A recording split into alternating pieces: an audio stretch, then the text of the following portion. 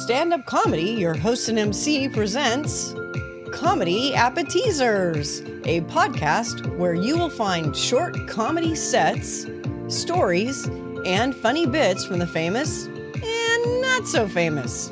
Here is your host and MC, Scott Edwards. Hey everybody, thanks for joining us for another special bonus show. On this one, I'm sharing some material from one of my favorite acts. This was recorded live back in the day. He is a very talented stand-up comic who appeared a lot on television, but really had more success on stage.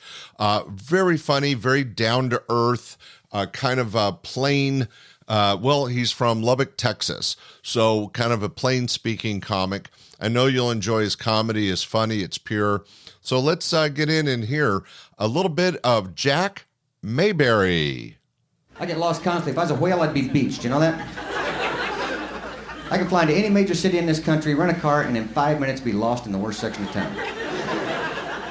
They told me this because they put the airports in the worst section of town, which doesn't make me feel any better. That means I'm not getting very far before I'm getting lost.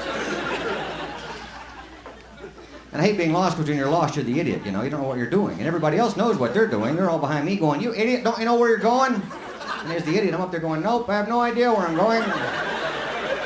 Why, hell, I don't even know where I've been."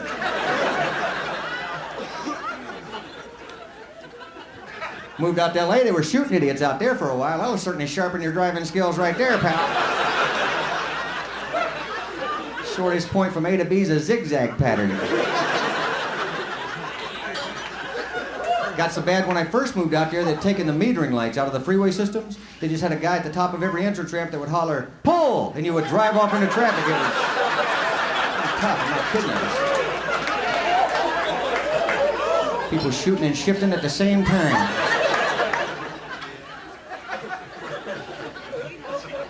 I got lost in Hawaii. That was a hell of a place to be lost. You ever been there?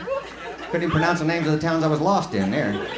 I'm on the phone to people going, "I'm in Hana Hana Huna Huna. I don't know where the hell I am. Trace this call. Come get me, man. Help me here."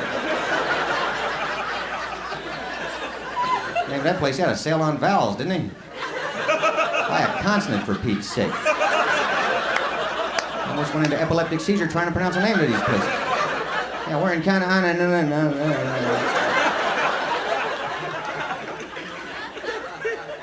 We went into one town over there, nobody in the car was in could figure out what the name of the town we were in was. We went into a restaurant to get something to eat, and the waitress came over, and I said, "Would you tell us how you pronounce the name of this place, and would you say it real slowly?" And she looked at me and said, "Dairy Queen."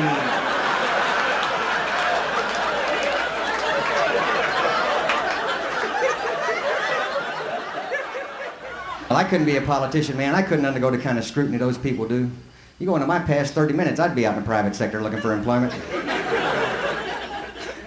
I like being a voter. Very empowering feeling to me being an American voter, walking into that voting booth, taking that little pen and going, "You're out of here. Your history. Get a job." But I don't know who to vote for. I just vote against people. I don't think it makes a spit's worth of difference anymore. The Democrats are tax and spend, the Republicans are tax and give it to their friends. Both plans produce what Ross Perot calls that giant sucking sound is a problem here. You think I look like Ross Perot? What the hell with you people? I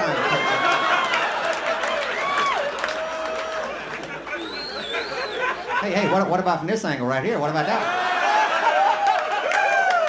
Hey, where'd everybody go? Oh, there you are. Are you people listening to me? Hey, there's the trouble. I'm talking all the time. Y'all only listening half the time. Now, those politicians are spending our grandkids' money. Well, your grandkids' money. My grandkids are going to be set for life. But you know what I'm talking about here? Kind of a dubious distinction looking like Ross Perot, but then I thought, hey, it could have been worse. I could have looked like Yasser Arafat. Palestinian guy about this tall. This tall with the turban.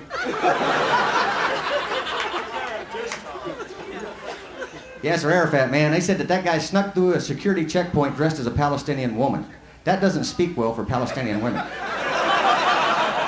On your worst day, you shouldn't look like Yasser Arafat. For God's sake, get some moisturizer.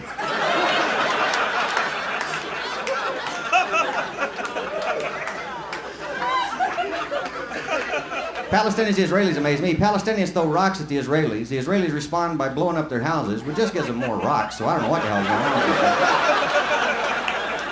They've been at it for 3,000 years. I guess they know what they're doing. The problem with the Palestinians and the Israelis seems to be that both sides want each other to go back where they came from, and they both came from there.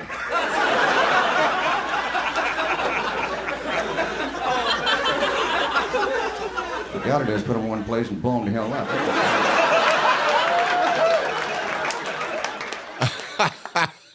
That was a very funny Jack Mayberry out of Texas.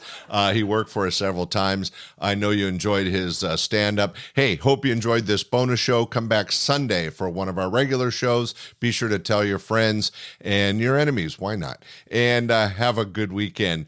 Hey, thanks for listening. Bye. Thanks for listening to this week's episode of Comedy Appetizers.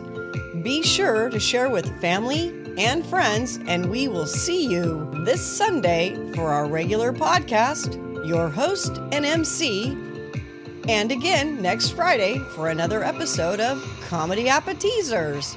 Bye!